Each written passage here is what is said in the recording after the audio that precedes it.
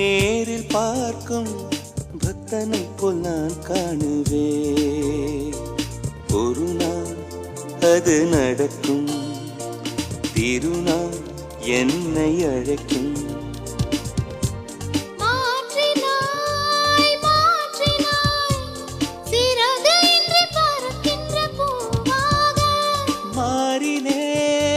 மாறினேன் உன்னை மட்டும் சுமக்கின்ற காற்றா.